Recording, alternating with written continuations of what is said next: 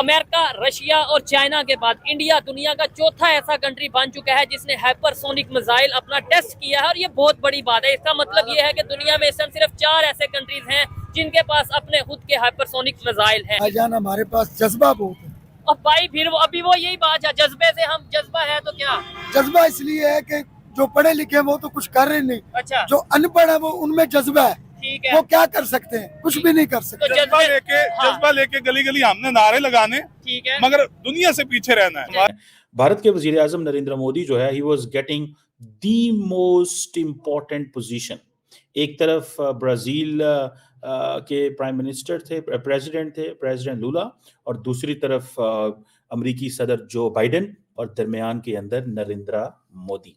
और इंडिया से ये सब नफरत करते हैं और इंडिया की दवाइयां ही अपने मरीजों को खिला रहे हैं। इंडिया के लिए चंद एक लोग नफरत जो करते हैं ना, वो कोई अपना चूरन बेच रहे हैं।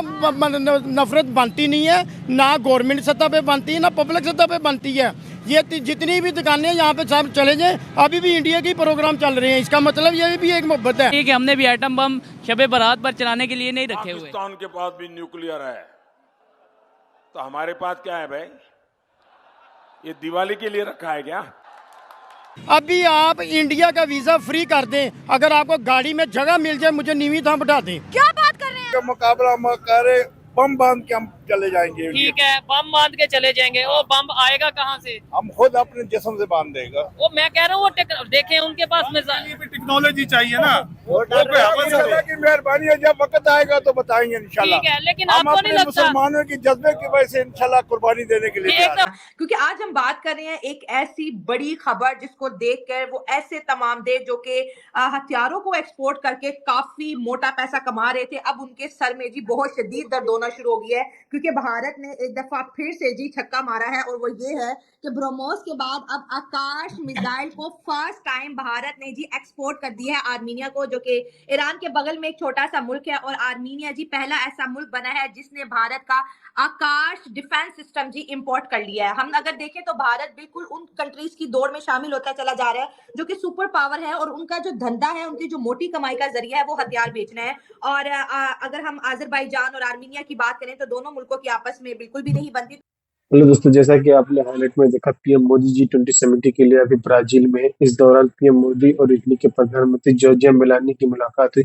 G20 समिट में इतर पीएम मोदी ने मेलानी के बीच द्विपक्षीय बैठक में पीएम मोदी और मेलानी ने दोनों एक्स पर इसकी तस्वीर भी शेयर की, जिसमें दोनों मुस्कुराते हुए मिलते नजर आ रहे हैं। इन तस्वीरों को भारत और इटली के बेहतर संपर्क झलकते दिखते हैं।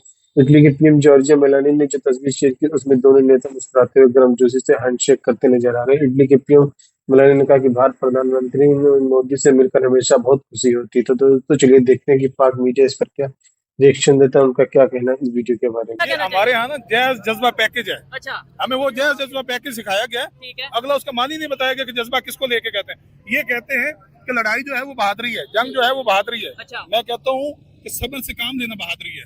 हमने मुकाबला करना है, एजुकेशन में करें, एजुकेशन में करें, हम उनसे तिजारत में करें, हम उनसे और इकोनॉमी में करें। वो 4 पे आ गए, ठीक है। हम अभी चौथी बड़ी आलमी वो इकोनॉमी बन गया। हम कहाँ पे खड़े हैं? हमारे यहाँ क्या साजिश हो रही है? आज हम तो आज भी यही कह रहे हैं कि बम बांध के हम जो सा ये कर देंगे। ऐसा तो नहीं हो सकता, इससे नहीं हो सकता। हम यही करेंगे तो हमारे मुल्क की तरफ अगर देखा जाए तो फिर तो देखें, कोई नहीं देखेगा। उसमें सबसे पहले इंडस्ट्री होनी चाहिए, चाहे फूड इंडस्ट्री है, फूड इंडस्ट्री है, कोई भी है, ठीक है।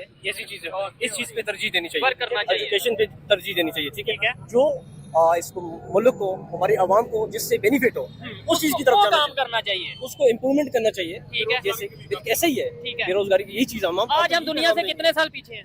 हम तो अब बहुत पीछे हैं। देखा जाए बहुत हमारे से आगे हर बंदा, हमारे कोई भी कंट्री है। चाइना हमसे कितना आगे? मेरे हाल में कुछ साल पहले देखा जाए वो बहुत पीछे था। ठीक है, अब वो हमारे हमसे बल्कि काफी कंट्री से वो आगे सब कुछ ले गए। ठीक हो गया, सुपर पावर वो बनने की दौड़ में है। आपका नाम? क्या करते हैं? फेरी का काम करते हैं। ठीक हो गया, टॉपिक आपने सुन लिया होगा। मुझे बताएं क्या कहना चाहेंगे? टेक्नोलॉजी में इंडिया ने एक बहुत बड़ी अचीवमेंट की है, अपना एक मिसाइल बनाया है। और इसको मैं सादा अल्फाज में ऐसे समझाता हूँ कि आवाज की जो रफ्तार है, स्पीड है, उससे भी 5 गुना ज्यादा स्पीड होती है हाइपरसोनिक मिसाइल की। क्या कहना चाहेंगे? ये बात कुछ आयन है। अच्छा, कि इंडिया ने इंडिया के लिए, ठीक है, इंडिया ने साइंस की इजाद से हाइपरसोनिक मिसाइल को बना लिया और तजर्बा भी कर लिया। ठीक है। चूंकि वो 4 मुल्कों में शामिल हो गया कि जो 3 पहले मुल्क थे, ठीक है, चाइना, इजराइल, अमेरिका और चौथा इंडिया हो गया। ठीक है, चाइना, रशिया रशिया और अमेरिका हो इंडिया, गया। ठीक है, अब जो है और बहुत सारे मुल्क हैं जो इस दौड़ में लगे हुए हैं ठीक है, कि टेक्नोलॉजी जो है उसको हासिल कर पाए, मजीद बेहतर से बेहतर कर पाए। ठीक हो गया। लेकिन पाकिस्तान का इस दौड़ में है, हमारे पाकिस्तान इस दौड़ में है अच्छा, मगर बहुत पीछे है। ठीक है, दौड़ लगाता है बहुत पीछे। हमारे यहाँ जो सियासतदान है या जो हमारे यहाँ साइंसी ये जो मिनिस्ट्री के लोग हैं, ठीक है, उनको इल्म ही नहीं है कि ये साइंस है क्या, टेक्नोलॉजी है क्या, इस पे कैसे काम करना है। अब आप पिछली हुकूमत में देखिए, फवाद चौधरी साहब साइंस के मिनिस्टर थे, ठीक है, तो उस वक्त चंद्रयान जो है मून, हाँ, इंडिया ने मिशन भेज रहा था, ठीक है, तो इधर हमारे फवाद चौधरी साहब कह रहे थे जब चांद को हम नीचे खड़े होकर देख सकते हैं तो फिर ऊपर भेजने का क्या फायदा। ठीक है, हाँ बिल्कुल। फिर उन्होंने वो अचीव उन्होंने ये कर कहा दिया था कि अगर हम चांद को जमीन पे खड़े होकर देख सकते हैं तो चांद पे जाने की क्या जरूरत है, ये उन्होंने फवाद चौधरी साहब की स्टेटमेंट थी। अब ये कि जब जो उन्होंने इंडिया हाँ, ने हाँ, और वहाँ पे मून अपना भेज के टारगेट अचीव कर लिया, ठीक है, फिर मुबारकबाद भी दे रहे थे। क्या हमारे सियासतदान जो हैं इनको लेट समझ आता है कि ये टेक्नोलॉजी है क्या, ठीक हो गया, वो उनको समझ क्यों नहीं आता। ठीक है। अच्छा, लेकिन आप क्या कहना चाहेंगे अगर इस हवाले से हम बात करें? इंडिया मिसाइल पे मिसाइल बना रहा है, टेक्नोलॉजी में आगे से आगे जाता जा रहा है, आप क्या कहना चाहेंगे? भाईजान हमारे पास जज्बा बहुत है। और भाई फिर अभी वो यही बात है, जज्बे से हम, जज्बा है तो क्या? जज्बा इसलिए है कि जो पढ़े लिखे हैं वो तो कुछ कर रहे नहीं, अच्छा, जो अनपढ़ है वो उनमें जज्बा है, ठीक है, वो क्या कर सकते हैं, कुछ भी नहीं कर सकते। तो जज्बा लेके गली गली हमने नारे लगाने, ठीक है, मगर दुनिया से पीछे रहना ठीक है। है, वो आपने- इसलिए पीछे रहना है अच्छा, कि हम जो है ना जो सियासत हमारे जो साइंसदान है ठीक है, उनका हम हाल ही ये कर देते हैं कि जो लोग दूसरे हमारे स्टूडेंट है वो साइंस की तरफ जाते नहीं। ठीक है। अभी डॉक्टर अब्दुल कदीर खान साहब देखें, जिन्होंने उनके साथ हमने क्या किया, जेल की सलाखों के पीछे रखा, ठीक है, जिसने हमें फखर से हमारा सर बुलंद किया, हमें एटमी ताकत बनाया, हमने उनके साथ क्या किया, हमने सलाखों के पीछे रखा। अच्छा। इंडिया के एक साइंसदान है अब्दुल कलाम, हाँ, उन्होंने उसके नाम पे बहुत प्रॉपर एक, ठीक है, अभी उसी एरिया जो उनके नाम पे बनाया गया, आइलैंड बनाया, उसी एरिया से ये टेस्ट को जो सा वो किया, इस मिसाइल को टेस्ट किया। हमारे यहाँ मतलब क्या उन्होंने जो साइंसदान था जिसने हमें एटमी ताकत बनाया, हाँ, उसको सारी जिंदगी सलाखों के पीछे जलाया। ठीक है। हत्ता कि हमारे सियासतदान या ऐसे लोग थे, हमारे वजीर आजम साहब थे, क्या उनको भी फुर्सत नहीं पड़ी कि जब वो वफात पाए हाँ, और उसके जनाजे पे चले जाते। ठीक है। यही कदर थी हमारे अच्छा, दूसरे जो लोग हैं इनसे पूछते हैं, आपने बोला जज्बा है, मुझे बताएं अगर हमारी किसी से जंग हो जाती है, जैसे अभी इसराइल की फलस्तीन की ये जंग चल रही है, इसके ऊपर भी आपसे बात करूंगा, ठीक है, तो क्या जज्बे से क्या कर पाएंगे हम? भाईजान सिर्फ जज्बे से, मैं ये नहीं कह रहा जज्बा कोई चीज नहीं है अभी मेरे को। अच्छा, लोड़दा एक लफ्ज है, फिर और पंजाबी जी। पंजाबी का लफ्ज है, या डर जाओ या डरा दो, फिर मरना तो है ही एक दिन, मरना तो है, तो फिर एक इंसानियत की मौत तो मरे भाईजान। ठीक है, तो लेकिन ये जज्बे का मतलब ये नहीं है कि हम किसी के घाटा कर लें अच्छा, या किसी का नुकसान करें। ठीक है, नुकसान का मतलब ये है कि कोई हमें मुल्क में तंग करे तो उसे हम भी तंग कर सकते हैं, अच्छा, ये हमारे में जज्बा ठीक है। लेकिन जैसे अभी मैं बात कर रहा हूँ, जंग हो जाती है, अल्लाह ना करे जंग हो, लेकिन हो जाती है, टेक्नोलॉजी में दूसरी दुनिया आगे होगी, हम पीछे होगी, तो हम क्या कर पाएंगे? अपना जज्बा लेके आगे जाएंगे, जी मेरे पास जज्बा है, तो सामने वाला फायर कर देगा, वो जज्बा भी उधर ही रह जाएगा और हम भी। भाईजान कोई इस हवाले से मुझे हाँ, आप क्या कहना चाहेंगे? जज्बा है तो हिम्मत है। अच्छा, भाईजान फरमा रहे थे जी मर गया तो ये हो गया, ये तो बात वही आ गई, मुझे शेर याद आ गया कि कितने अजीब हैं इस शहर के लोग, कत्ल करके पूछते हैं ये जनाजा किसका है।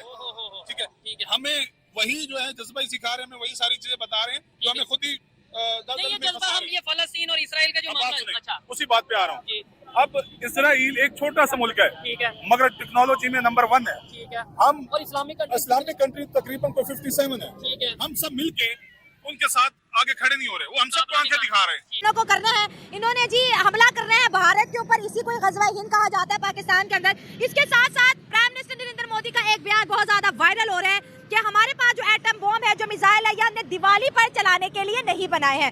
फर्स्ट यूज पॉलिसी तो उनकी नहीं है, लेकिन गज़वा हिंद आज भी पाकिस्तानियों ने नहीं, मेरा नहीं ख्याल कि ये मुल्क इसलिए गज़वा हिंद के लिए नहीं बना, ये जमहूरी मुल्क है, जमहूरियत पसंद लोग हैं यहाँ पे, और ये कुछ इंतशार पसंद जो है ना इस्लामी तंजीमें, ये अपना ये इक़्तिदार में तो खैर आ नहीं सकते ये लोग, मगर ये लोगों को ना जज्बात दिलवाते हैं। हाँ, ये जज्बात दिलवाते हैं। हमें तो हर मुल्क यहाँ तक कि इंडिया के साथ भी मोहब्बत करनी चाहिए। और हाँ जी, और क्योंकि हमारे जो है हमारे हालात देखे, हमारा बिजनेस देखे, मैंने हाँ, तो हमारे हालात और बिजनेस सर देखें, जब हम यहाँ से कोई नेगेटिव चीज फैलाते हैं, ये सोशल मीडिया पर रिकॉर्ड होती है, जब वो सुनते हैं तो वो कहते हैं कि यार 77 साल हो गए, पाकिस्तान आज भी उसी दुश्मनी को लेके रो रहा है। मैं अल्लाह सच्चा जानता, मैं आप आज ये देखें कितनी दुनिया सुन रही है, अभी आप इंडिया का वीजा फ्री कर दें, अगर आपको गाड़ी में जगह मिल जाए, मुझे नीवी थाम बैठा दें। क्या बात कर रहे हैं? यकीन कर लें, लोग सारे जाएंगे, सब जाएंगे, सब लोगों का आपस में बहुत पब्लिक, एक ही पब्लिक है हम, एक ही कल्चर है, एक ही लोग हैं हम, एक ही सकाफत है। क्या बात है? हाँ जी, और मेरी ये गवर्नमेंट जो नहीं आ रही है, मेरी इनसे गुजारिश है कि जैसे पहले हमारी वो समझौता एक्सप्रेस आती थी, रेगुलर बिजनेस होता था, हमारी सब्जियां उधर जाती थी, उधर से इधर आती थी, और बिजनेस खोलें, सुलह करें, लड़ाई झगड़े से दूर जाएं, मुल्क को आगे लेके जाएं अपना, और हमें जो है ना इंतशार वाली सियासत से हमें निकलना पड़ेगा। क्या बात है सर, आपने बड़ी अच्छी बात की कि हमें ये जो नफरतें हैं इसको खत्म करनी चाहिए। लेकिन सर जैसे आपने मौलाना लोगों को कहा, आप एक मुल्क के ऊपर हमले की बात करते हैं, दूसरी जानिब आप आते हैं, आप दोस्ती की बात करते हैं, तो वो तो कंफ्यूज हो गए कि आखिर पाकिस्तान चाहता क्या है। नहीं, ये मौलवियों ने कंफ्यूज किया हुआ है। मौलाना जो है ना, मौलाना जो ये नहीं, मौलाना फजलुर रहमान का नाम नहीं हम लेते किसी का भी, ओवरऑल बात करते हैं कि इन लोगों ने अपनी सियासत चमकाने के लिए ना, कि हम इनके मुंह के ऊपर यही चपेट है कि ये आज तक इक़्तिदार में नहीं आ सके। अब ये मुल्क मौलवियों के लिए नहीं बना, ये भी ये अपने ज़हन में रखें। ये मुल्क एक जमहूरी बंदे ने, कहते हैं मोहम्मद अली ने जना ने बनाया। ये इस्लामी मुल्क भी नहीं है, ये इस्लामी जमहूरिया पाकिस्तान है। इसमें हर बंदे को हुकूक है। इसका नाम है इस्लामी जमहूरिया पाकिस्तान। तो इसलिए कि ये कैदी आज़म मोहम्मद अली जना पता नहीं 5 टाइम के नमाजी थे कि नहीं, मुझे नहीं पता, मगर वो जमहूरी आदमी थे। ये जमहूरियत की बुनियाद पे मुल्क बना है। तो सर अगर आपने बड़ी अच्छी बात की, जमहूरी है, ये मौलाना लोगों का नहीं है कि जो गजवा हिंद करवा देंगे, लोगों के अंदर नफरतें फैला रहे हैं, मुल्क को कोई गलत डायरेक्शन देने वाली बात है, कौम को गलत डायरेक्शन देने वाली बात है। क्या चलिए लेट्स सपोज हम इंडिया का मुकाबला कर सकते हैं, चलिए ये बताएं। हम इंडिया का मुकाबला एक ही तरीके से कर सकते हैं कि हमें पहले तो सियासतदानों को इकट्ठा होना पड़ेगा। ये छोटी छोटी जो लड़ाई है, झगड़े हैं, ये खत्म करने होंगे। हमें अपने बिजनेस की तरफ देखना होगा, हमें अपनी एजुकेशन की तरफ देखना होगा। आप मुल्क से अगर करप्शन खत्म कर दें और हेल्थ का मामला और बिजनेस का मामला ठीक कर दें, और एजुकेशन एजुकेशन तो बहुत जरूरी है ना। हमारी एजुकेशन सारी हिंदुओं और सिखों की नफरत के ऊपर बेस है। मुतालिया पाकिस्तान देखे, हिंदू ये था, गांधी ये थे, सिख ये थे। मतलब बच्चों को कोई अच्छी चीज बताओ, फ्रीडम फाइटर्स के बारे में बताओ। बताने के लिए कुछ नहीं बचा। मेरे बच्चे स्कूल में जाते हैं, सरकारी स्कूल में पढ़ते हैं। टीचरें पता क्या करती हैं, टीचरें अपने मोबाइल पे खोले होते हैं, हेड प्रिंसिपल सब होते हैं, चाय दफ्तर में पी रहे होते हैं। अच्छा। और लोग ये हम लोग कहते हैं कि सुपर पावर अमेरिका है। हम चंद टुकड़ों के लिए, चंद डॉलर के लिए हम सुपर पावर बना देते हैं अमेरिका को। लेकिन सबसे सुपर पावर ये लोग, ये हुक्मरान भूल गए हैं कि सुपर पावर उसने खुदा की है।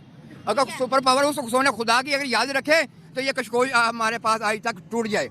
सर आपने एजुकेशन की बात की, देखें इस वक्त पूरी दुनिया की जो बड़ी बड़ी जो इन्वेस्टमेंट कंपनीज हैं वो चाइना से निकल के इंडिया में इन्वेस्टमेंट दे रही है, क्योंकि वहाँ पे टैक्स कम है, लेबर सस्ती है, उसके बाद गवर्नमेंट बहुत ज़्यादा कोऑपरेशन करती है, तो वो मुल्क एजुकेशन की बुनियाद पर बहुत आगे बढ़ गया। और सर आज भी जो हमारा एजुकेशन सिस्टम है 1947 के बाद से लेकर अब तक उसमें अपग्रेडेशन नहीं हुई है। दुनिया की इन्वेस्टमेंट्स इंडिया में आ रही है और पाकिस्तान नारा लगा रहा है गजवा हिंद का। नहीं मैडम, मेरा थोड़ा सा चाइना के वाले से अगर हम बात करें, एजुकेशन तो बिल्कुल नंबर 1 है, मगर ना चाइना में सबसे जो तरक्की का राज है ना वो है करप्शन। चाइना ने सबसे पहले ना करप्शन ख़त्म की है, और यहाँ पे आप 1-2 मंत्रियों को, 1-2 मौलवियों को शरेआम करप्शन पे गोली मारें या सजाए मौत शरेआम का कर दें, और मेरा ख्याल है करप्शन, जितनी देर करप्शन नहीं ना हम ख़त्म करेंगे उतनी देर मुल्क तरक्की नहीं करेगा। तो मौलवी करप्ट मौलवियों को क्यों गोली मारे मौलवियों को? आपको इस चीज़ का अंदाज़ा है? 1 मिनट मेरी बात सुने। जब भी बात आप कर रहे हैं मौलवियों पे कर रहे हैं, आपको इतना पता है कि पाकिस्तान आज़ाद किस लिए किया गया था? क्या उधर नमाज नहीं पढ़ने देते थे? सब कुछ करने देते थे, उधर भी हुकूमत हो रही थी, सब कुछ हो रहा था। ये मुल्क बनाया सिर्फ इसीलिए बनाया गया था। ये इस्लामी जमहूरिया का मतलब ये है कि यहाँ हम अपनी बातें खुले तरीके से कर सकें, ठीक है? ये बातें वहाँ भी करते थे, मगर वहाँ क्या थी, पाबंदी थी। यहाँ के वो ना हो, आप कह रहे हैं वहाँ पे भी पाबंदी नहीं थी। सुने, पाबंदी नहीं थी, अगर होती तो आज वहाँ पर 28 करोड़ मुसलमान हैं, कैसे इतनी आबादी हो गई? तो उनकी कंडीशन क्या आपको पता है? उधर क्या कंडीशन है बताएं? जो उनके साथ होता है, क्या कंडीशन है? वो अभी तक मुसलमानों के पीछे पड़े हुए हैं। मौलवियों को पूरी सुन्नत का पता है, मुझे ये बताएं। कोई नहीं, ऐसी कोई चीजें नहीं है सर। वहाँ पे अगर होता तो इंटरनेशनल मीडिया कवर करता। दूसरी बात सुने, दूसरी बात ये कहते हैं कि ये मौलवी वो फैलाते हैं, नफरतें फैलाते हैं। मेरी बात तो, और वो क्या करें बताएं? जब इस हुकूमत को गैरत नहीं आ रही, जब गैरत नहीं आ रही, उन्हें नहीं पता। अभी आपको फ़लस्तीन के मामले का पता है क्या चल रहा है उधर? क्या आपके हुकूमत वाले, ये कहाँ है सारी सियासत, कहाँ है? बात इंडिया पाकिस्तान की करें कि पाकिस्तानी अवाम को बोलते हैं गजवा हिंद होगा, हिंद के ऊपर हमला करेंगे। जब पाकिस्तान आज़ाद किया था, जब पाकिस्तान आज़ाद हुआ था, गजवा हिंद तो एक दिन होना ही होना है। क़यामत की एक निशानी है ये। आज़म सल्लम ने एक बिशारत दी थी कि एक जंग होगी जो बहुत बड़ी होगी, ठीक है? वो गजवा हिंद होगी, ठीक है? जो कि जिसके बाद पूरी दुनिया पे इस्लाम फैल जाएगा। आपको पता है इस चीज़ का? पता है ना, क़यामत की एक निशानी है ये, तो वो होके रहना है। लेकिन बाकी मुसलमान तो इसका जिक्र नहीं करते, पाकिस्तान के मुसलमान ही क्यों? पाकिस्तान के जब एक बंदे नहीं, जब कोई एक बंदा उठ रहा है ना, तो उसका साथ देंगे तो दूसरे भी उठेंगे ना। जब आप उनका साथ ही नहीं दे रहे तो वो कैसे उठेगा कोई बंदा? गजवा हिंद करने के लिए साथ चाहिए आपको? जाहिर है। भाई इतना बड़ा मुल्क है, ये कैसी बातें करें? थोड़ा पीछे, थोड़ा पीछे। ये नौजवान जो है ना, ये अपना जो है ना जज्बाती बच्चा है, ये इसको नहीं सियासत का इतना पता है। हम बात कर रहे हैं करप्शन की, हम बात नहीं, आपने कहा गजवा हिंद की भी बात, गजवा हिंद की बात करें। क्यों मुल्क को आगे बढ़ाने? नफरतें क्यों?